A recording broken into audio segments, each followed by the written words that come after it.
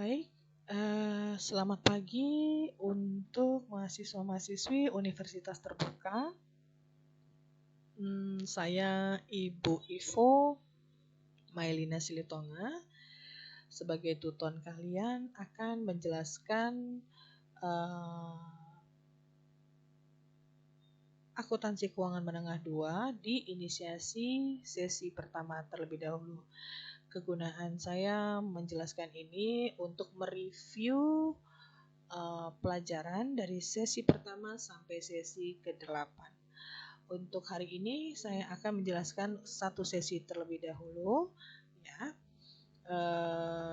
Karena selesai dari sesi ke-8 kalian akan menempuh ujian. Jadi saya harap apa yang saya terangkan ini akan membantu kalian dalam mata kuliah ini, ya. Jadi untuk sesi pertama kita belajar tentang aktiva tetap berwujud atau aset tetap. Saya kebiasaan bilangnya aset tetap, ya. Kemudian di mana yang mau dipelajari di sini adalah masalah harga perolehan, kemudian penggunaan, pemberhentiannya seperti apa, jurnalnya nanti, depresiasi dan pemberhentiannya. Oke. Nah, untuk masalah karakteristik menurut PSAK, yang namanya aktiva berwujud ataupun aset tetap itu yang dimiliki oleh perusahaan untuk digunakan dalam produksi atau menyediakan barang atau jasa, untuk disewakan atau untuk keperluan administrasi, dan diharapkan dapat digunakan lebih dari satu periode. Jadi yang dimaksudkan di sini saya contohkan misalnya adalah tempat sampah, ya. Nah, kalau untuk di universitas itu tempat sampahnya kita harus lihat dulu bentuknya seperti apa. Kalau tempat sampah itu bentuknya seperti tong plastik yang notabene itu mudah berpindah dan mudah terbakar, maka itu tidak bisa dimasukkan ke dalam aset tetap. Walaupun jumlahnya banyak sesuai dengan kelas, misalnya dalam satu universitas itu jumlahnya ada 200 kelas, maka ada 200 tong sampah. Nah, tapi bandingkan dengan tong sampah yang misalnya dari besi, yang merek-merek Frisbee. Nah, itu ada juga yang plastik, ya, Frisbee itu. Nah, tapi tong sampah tersebut susah untuk dipindahkan karena memang berat, ya. Kemudian juga kalaupun yang plastik juga dia sudah dalam bentuk seperti bentuknya apa ya, saya bilangnya kayak fiber lah kalau saya bilang, ya. Jadi seperti yang di mall, tempat sampahnya itu kan semua ukurannya besar dan besi. Nah, kemudian juga jarang dipindahkan. Yang biasanya dilakukan oleh para OB itu adalah mengambil plastiknya, tapi tong sampahnya nggak dibawa kemana-mana. Nah, itu bisa dikatakan sebagai aset tetap, ya. Jadi dia digunakan lebih dari 1 tahun, tapi memang tidak bisa berpindah-pindah dan tidak mudah terbakar ataupun resiko yang lainnya, ya. Jadi untuk beberapa macam jenis barang yang dimiliki oleh perusahaan, let's say itu peralatan-peralatannya, ya, ada yang akan menjadi perlengkapan, ada yang menjadi peralatan. Yang peralatan inilah yang aset tetap, ya. Untuk yang peralatan itu adalah aset tetap. Oke. Nah, ini adalah karakteristiknya. Mempunyai bentuk fisik relatif permanen. Nah, ini saya bilang tadi.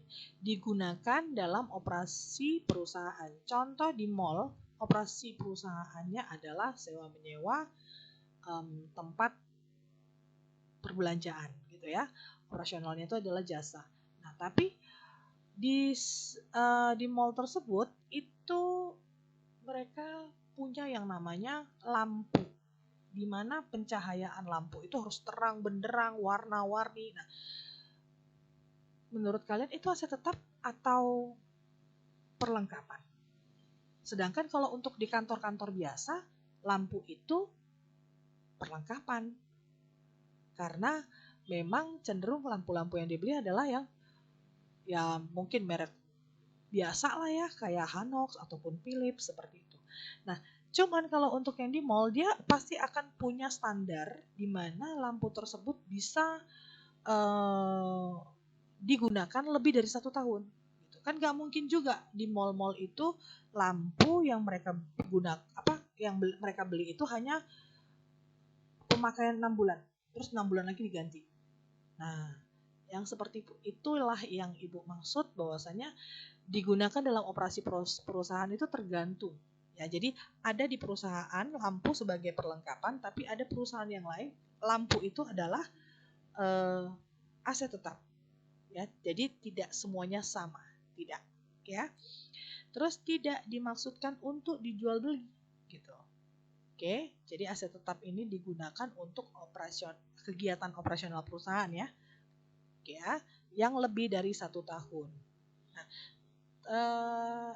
Ibu lanjutkan kembali untuk aset ataupun aktiva tetap berwujud itu dibagi ataupun dibedakan menjadi 2, aktiva tetap berwujud yang umurnya terbatas dan tidak terbatas. Di sini kalau yang terbatas ini akan disusutkan. Contohnya mesin, kendaraan, peralatan ya, peralatan. Kemudian juga mungkin biasanya lagi ya. Hal-hal yang bisa disusutkan. Ya, pokoknya banyak macamnya ya. Ini sebenarnya kategorinya ya. Oke. Nah, kalau untuk yang tidak ada penyusutannya itu adalah tanah. Karena memang di Indonesia tanah masih memiliki umur yang tak terbatas. Oke ya.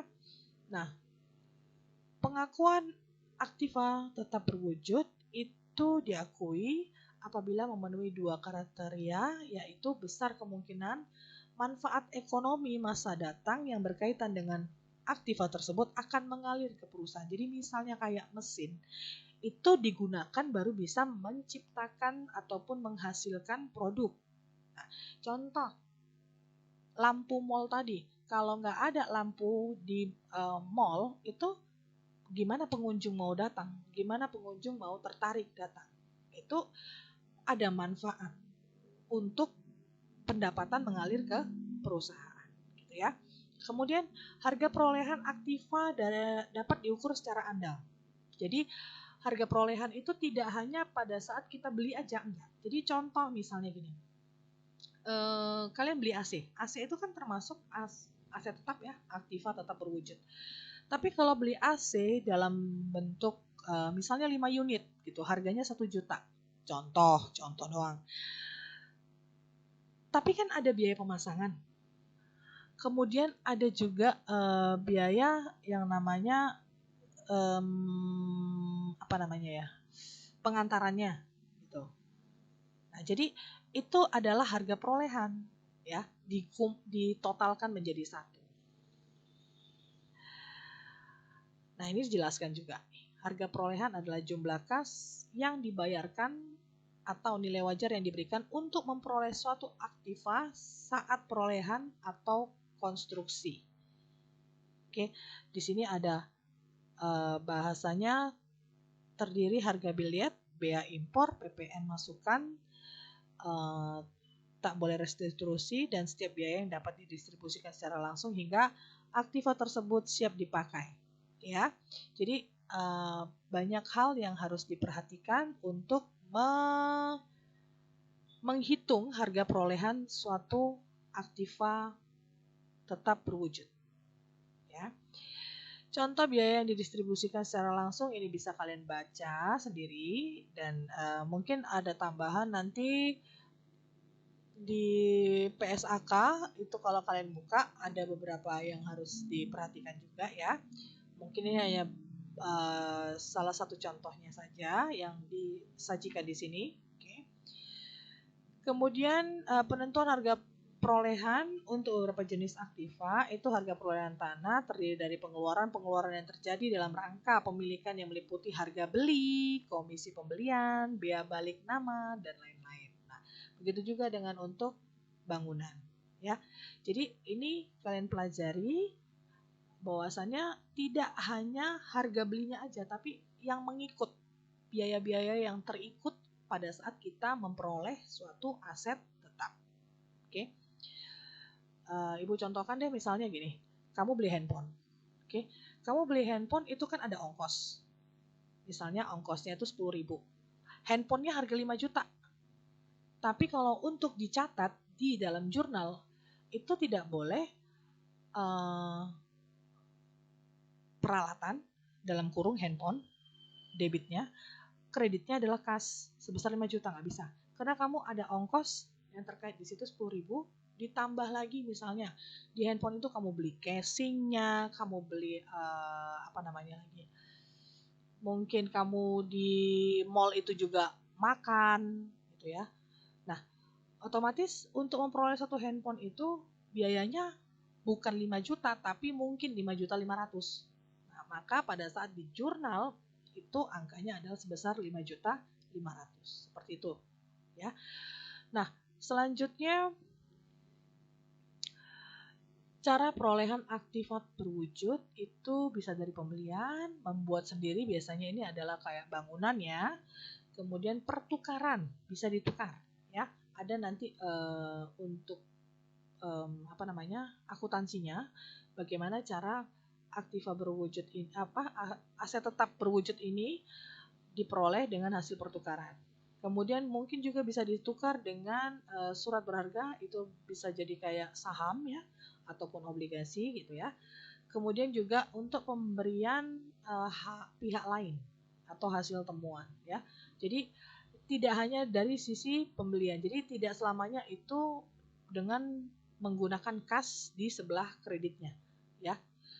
Terus ini ada contoh, UD Sahabat pada tanggal 16 Juni 2010 membeli sebuah kendaraan yang digunakan sebagai alat transportasi perusahaan. Harga fakturnya 6 juta, termin 5, 10, M per 30, biaya administrasi pembelian kendaraan 250 meliputi ini semua ya. Kemudian kita mau jurnal. Oke. Jurnal yang pertama adalah kendaraan pada kas sebesar 5.950. Oke. Di mana kalau dari perhitungannya itu harga fakturnya tadi itu adalah 6 juta, di mana ada potongan 5% dan biaya pembeliannya sebesar 250. Oke. Tapi kalau seandainya pembayarannya itu dilakukan pada saat di luar dari termin ya, maka kita nggak dapat diskon tadi ya. Kan ada diskonnya 300 kan, maka angkanya adalah sebesar 6.250. Seperti ini jurnalnya. Oke. Nah, pengeluaran-pengeluaran selama masa penggunaan dan pemberhentian aset tetap berwujud. Itu ini bisa kalian lihat pengeluaran penghasilan atau dikatakan revenue expenditure itu adalah pengeluaran kas yang berkenaan dengan pemakaian suatu aset tetap yang harus dibebankan sebagai biaya periodik saat terjadi. Tapi kalau untuk capital expenditure, perusahaan sehubungan dengan pemakaian suatu aset yang pembedaannya harus ditangguhkan dan dijalankan kapitalisasi pengeluaran tersebut ke harga perolehan. Contohnya yang ini ya, contohnya. Kalau revenue expenditure misalnya gini, kamu punya kendaraan, mobil misalnya, kan tiap bulan ataupun per berapa bulan sekali kamu harus ganti oli gitu ya. Atau mungkin salah satunya adalah perbaikan yang lain gitu ya. Itu kalau misalnya tidak menambah masa manfaat, maka itu dikatakan revenue expenditure. Tapi misalnya kalau kalian kayak ban mobil, nah itu kan harus diganti itu per 3 tahun sekali ataupun 4 tahun sekali ya, tergantung penggunaan. Nah, tapi nggak mungkin setahun sekali ya ganti ban ya. Nah, begitu ganti ban, itu kan masa manfaatnya bertambah gitu. Jadi kalau untuk penggantian ban itu akan menambah ke harga perolehan si kendaraan tersebut dan akan disusutkan. Jadi istilahnya karena dia umurnya bertambah, maka tidak boleh dijadikan beban pada saat tahun berjalan, ya. Ataupun mungkin seperti ganti mesin gitu ya, itu merupakan capital expenditure. Oke. Di sini, nah nih yang Ibu maksudkan tadi, untuk yang selama masa penggunaan atau revenue expenditure, itu pengeluaran pemeliharaan, reparasi, kemudian pengeluaran untuk pergantian perbaikan, untuk penambahan, ini biasanya kalau mesin-mesin ya, untuk penambahan ya. Kemudian pengeluaran untuk penyusunan kembali gitu ya, ini biasanya terkait dengan teknologi ya, ataupun sistem dalam suatu perusahaan, misalnya sistem komputernya dia jadi reinstall gitu kan. Jadi inilah berupa bentuk-bentuk pengeluaran selama masa penggunaan aset tetap. Cuman ada yang menjadi capital expenditure, ada yang jadi revenue expenditure. Yang 1, 2 ini sebenarnya revenue expenditure. Nih, 1 sama 2. 3, 4, 5 ini tergantung. Bisa jadi revenue, bisa jadi capital expenditure. Tergantung pengeluaran ini akan menambah umur ekonomis si aset tetap tersebut atau tidak. Jadi harus diperhatikan dulu. Jadi jangan langsung, oh ini revenue expenditure, ini capital expenditure. Tidak seperti itu. Oke ya. Untuk masalah pemberhentian aset itu bisa terjadi karena penjualan atau kehilangan. Ya, ini ada nanti jurnalnya yang harus kalian pelajari.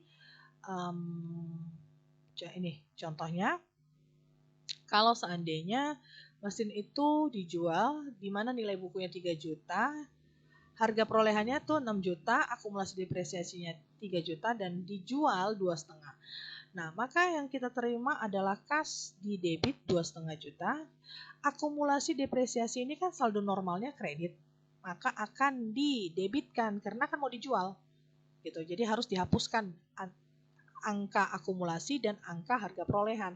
Nah, kemudian angka perolehannya itu kan mesin cetak nih, 6 juta. Sehingga muncullah kerugian. Memang kerugi ya, karena apa? Dari sini kan nilai bukunya aja udah 3 juta, dijualnya cuma laku 2.500.000, maka terjadilah kerugian atas penjualan mesin. Cuman kalau seandainya diterimanya 3.250.000, nilainya di atas daripada nilai buku, maka akan terjadi laba penjualan mesin. Cuman intinya dari jurnal ini supaya kalian tidak menghafal gitu ya. Secara simpelnya gini, kalau untuk menjual yang namanya aset tetap berarti cari dulu berapa nilai bukunya. Oke. Nah, nanti nilai buku itu dibandingkan dengan harga jualnya. Kalau seandainya harga jualnya di atas nilai buku berarti laba, kalau di bawah nilai buku berarti itu rugi. Nah, yang di jurnal pertama kali adalah berapa yang laku terjualnya. Angka aset tetap itu laku terjual berapa? Itu adalah kas yang kita terima. Nah, kemudian ingat harga perolehan dan akumulasi depresiasi itu harus dienolkan angkanya. Jadi di neraca ataupun di laporan posisi keuangan kan muncul akumulasi depresiasi itu 3 juta. Berarti ini saldo normal kredit harus didebitkan. Dan harga perolehan yang punya saldo normal di debit harus dikreditkan. Seperti itu. Jadi nggak usah dihafal sebenarnya. Cukup kalian pahami konsep dan saldo normal daripada akun-akun yang akan dijurnal. Oke. Ini terkait dengan asuransi kebakaran, itu kalian bisa baca sendiri. Terus pengertian tujuan dan metode-metode penyusutan. Oke, masalah penyusutan itu adalah alokasi harga perolehan, bukan pengumpulan data dana atau bukan pengumpulan data dana untuk aktiva yang disusutkan. Jadi istilahnya gini, kamu kan kalau seandainya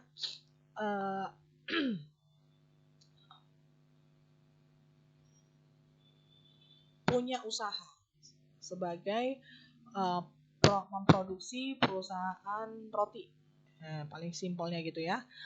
Kalau seandainya perusahaan roti berarti kamu harus punya alat panggang, kemudian mixer gitu kan. Itu dibeli dalam bulan ini. Nah, cuman dalam bulan ini tidak mungkin itu jadi biaya langsung. Maka uang yang kamu keluarkan itu untuk memperoleh si aset tetap itu tadi, si mixer sama apa tadi namanya, alat pemanggang, itu dialokasikan sesuai dari berapa lama dia akan digunakan. Tapi intinya penggunaannya itu menggunakan estimasi, ya. Makanya kenapa setiap mesin ataupun setiap kendaraan itu punya estimasi berapakah umur ekonomis penggunaan dari aset tersebut. Oke, jadi itu adalah proses alokasi harga perolehannya. Faktor penyebab penyusutan ini bisa kalian baca sendiri.